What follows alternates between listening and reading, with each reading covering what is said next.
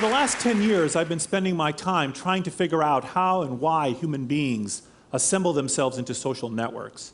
And the kind of social network I'm talking about is not the recent online variety, but rather the kind of social networks that human beings have been assembling for hundreds of thousands of years, ever since we emerged from the African savanna. So I form friendships and coworker and sibling and relative relationships with other people who in turn have similar relationships with other people, and this spreads on out endlessly into a distance, and you get a network that looks like this. Every dot is a person, every line between them is a relationship between two people, different kinds of relationships, and you can get this kind of vast fabric of humanity in which we're all embedded. And my colleague James Fauler and I have been studying for quite some time what are the mathematical, social, biological, and psychological rules that govern how these networks are assembled, and what are the similar rules that govern how they operate, how they affect our lives. But recently, we've been wondering whether it might be possible to take advantage of this insight to actually find ways to improve the world, to do something better, to actually fix things, not just understand things. So one of the first things we thought we would tackle would be how we go about predicting epidemics. And the current state of the art in predicting an epidemic, if you're the CDC or some other national body, is to sit in the middle where you are and collect data from physicians and laboratories in the field that report the prevalence or the incidence of certain conditions. So-and-so patients have been diagnosed with something, or other patients have been diagnosed, and all these data are fed into a central repository with some delay. And if everything goes smoothly, 1 to 2 weeks from now, you'll know where the epidemic was today. And actually, about a year or so ago, there was this sort of promulgation of this notion of Google flu trends with respect to the flu, where by looking at people's searching behavior today, we could know where the flu, what the status of the epidemic was today, what's the prevalence of the epidemic today. But what I'd like to show you today is a means by which we might get not just rapid warning about an epidemic, but also actually early detection of an epidemic. And in fact, this idea can be used not just to predict epidemics of germs, but also to predict epidemics of all sorts of kinds. For example, anything that spreads by a form of social contagion could be understood in this way. From abstract ideas on the left, like patriotism or altruism or religion, to practices like dieting behavior or book purchasing or drinking or bicycle helmet, other safety practices, or products that people might buy, purchase of electronic goods. Anything in which there's kind of an interpersonal spread, a kind of a diffusion of innovation, could be understood and predicted by the mechanism I'm going to show you now. So as all of you probably know, the classic way of thinking about this is the diffusion of innovation or the adoption curve. So here on the y-axis we have the percent of the people that are affected, and on the x-axis we have time. And at the very beginning, not too many people are affected, and you get this classic sigmoidal or S-shaped curve. And the reason for this shape is that at the very beginning, let's say 1 or 2 people are infected or affected by the thing, and then they affect or infect 2 people, who in turn affect 4, 8, 16, and so forth, and you get the epidemic growth phase of the curve. And then eventually you saturate the population. There are fewer and fewer people who are still available that you might infect, and then you get the plateau of the curve, and you get this classic sigmoidal curve. And this holds for germs, ideas, product adoption, behaviors, and the like. But things don't just diffuse in human populations at random, they actually diffuse through networks. Because as I said, we live our lives in networks. And these networks have a particular kind of a structure. Now if you look at a network like this is 105 people, and the lines represent, the dots are the people, and the lines represent friendship relationships, you might see that people occupy different locations within the network. And there are different kinds of relationships between the people. You could have friendship relationships, sibling relationships, spousal relationships, coworker relationships, neighbor relationships, and the like. And different sorts of things spread across different sorts of ties. For instance, sexually transmitted diseases will spread across sexual ties. Or, for instance, people's smoking behavior might be influenced by their friends, or their altruistic or their charitable giving behavior might be influenced by their coworkers or by their neighbors. But not all positions in the network are the same. So if you look at this, you might immediately grasp that different people have different numbers of connections. Some people have 1 connection, some have 2, some have 6, some have 10 connections. And this is called the degree of a node, or the number of connections that a node has. But in addition, there's something else. So if you look at nodes A and B, they both have 6 connections. But if you can see this image from a bird's eye view, you can appreciate that there's something very different between nodes A and B. So let me ask you this. I can cultivate this intuition by asking a question. Who would you rather be if a deadly germ was spreading through the network? A or B? B. It's obvious. B is located on the edge of the network. Now, who would you rather be if a juicy piece of gossip were spreading through the network? A. And you have an immediate appreciation that A is going to be more likely to get the thing that's spreading and to get it sooner by virtue of their structural location within the network. A, in fact, is more central, and this can be formalized mathematically. So, if we wanted to track something that was spreading through a network, what we ideally would like to do is to set up sensors on the central individuals within the network, including node A, monitor those people that are right there in the middle of the network, and somehow get an early detection of whatever it is that is spreading through the network. So if you saw them contract a germ or a piece of information, you would know that soon enough, everybody was about to contract this germ or this piece of information.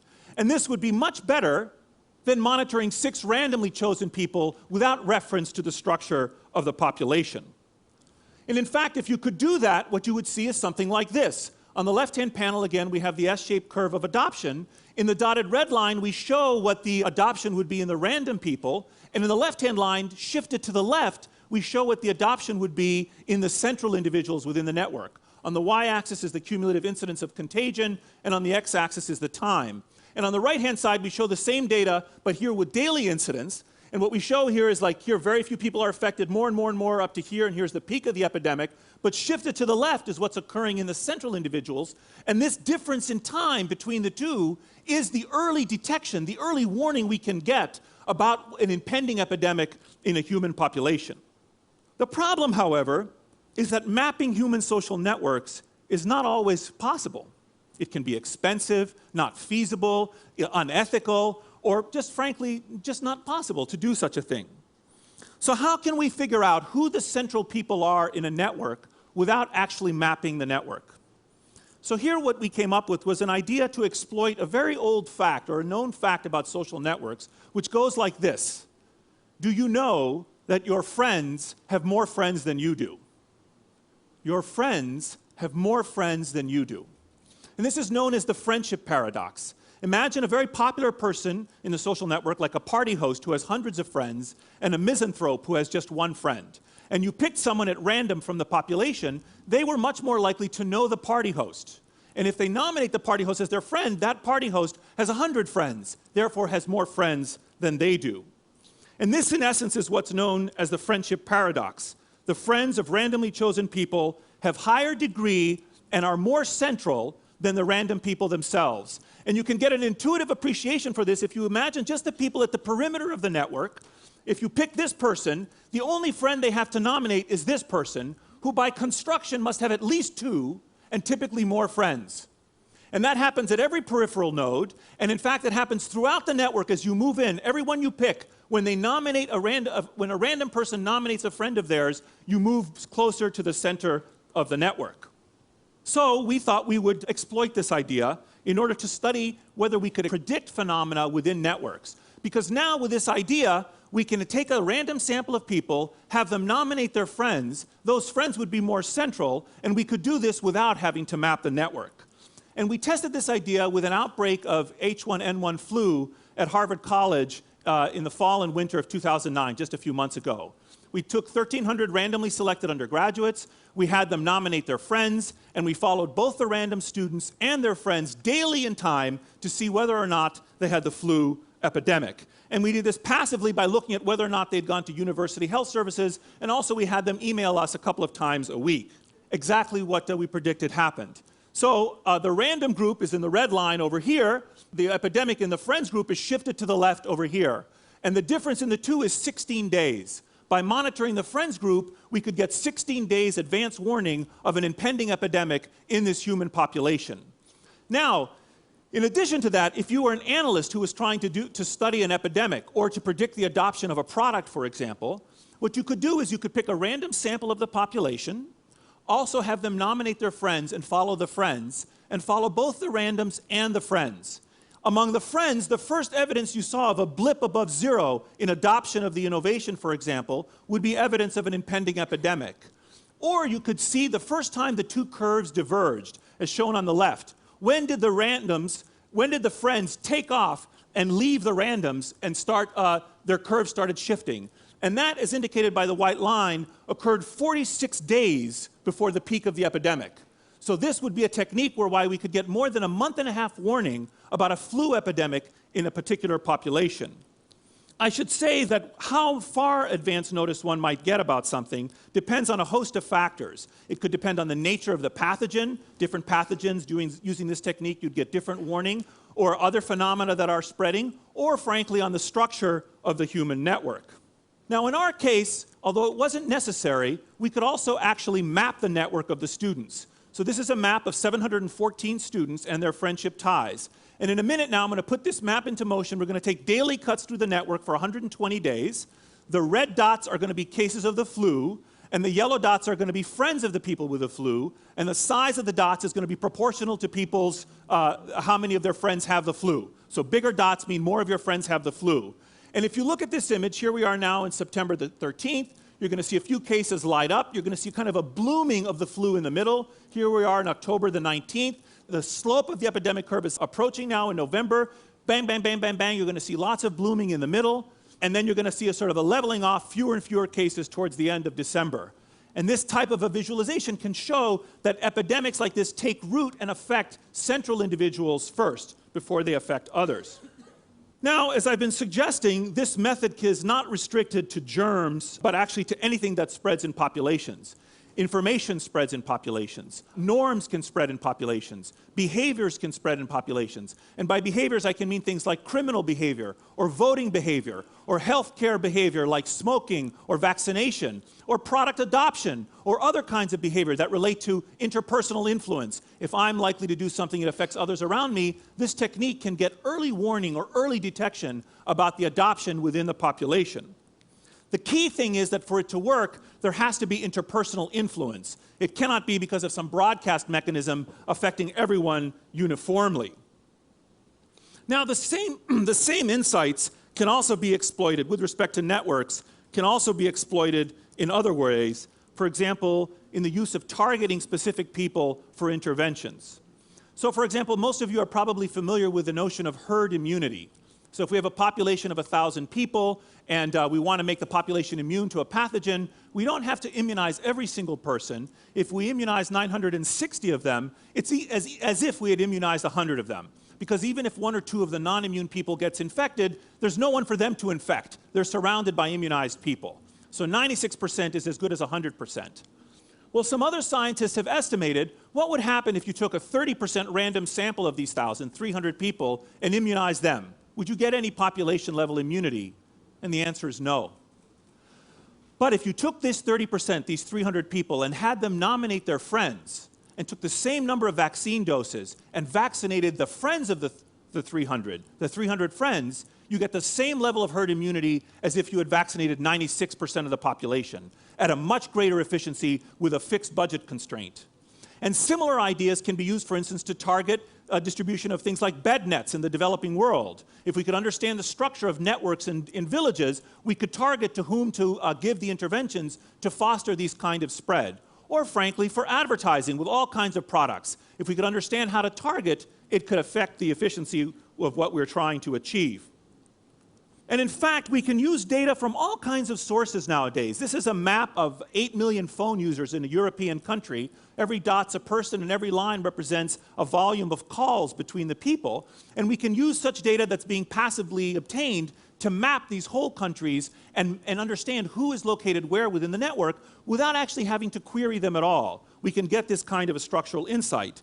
And other sources of information, as you're no doubt aware, are available about such information from email interactions, online interactions, online social networks, and so forth. And in fact, we are in the era of what I would call massive passive data collection efforts. There are all kinds of ways we can use massively collected data to create sensor networks, to follow the population, understand what's happening in the population, and intervene in the population for the better. because these new technologies tell us not just who is talking to whom, but where everyone is, and what they're thinking based on what they're uploading on the internet, and what they're buying based on their purchases. And all this administrative data can be pulled together and processed to understand human behavior in a way we never could before. So for example, we could use truckers' purchases of fuel. So the truckers are just going about their business and they're buying fuel, and we see a blip up in the truckers' purchases of fuel, and we know that a recession is about to end. Or we can monitor the velocity with which people are moving with their phones on a highway and see as the velocity, the phone company can see as the velocity is slowing down that there's a traffic jam. And they can feed that information back to their subscribers, but only to their subscribers on the same highway located behind the traffic jam. Or we can monitor doctors' prescribing behaviors passively and see how the diffusion of innovation with pharmaceuticals occurs within doctors. Or again, we can monitor purchasing behavior in people and watch how these types of phenomena can diffuse within human populations. And there are three ways, I think, that these massive passive data can be used. One is fully passive, like I just described, for instance, the trucker example, where we don't actually intervene in the population in any way. One is quasi-active, like the flu example I gave, where we get some people to nominate their friends and then passively monitor the friends. Do they have the flu or not? And then we can get warning.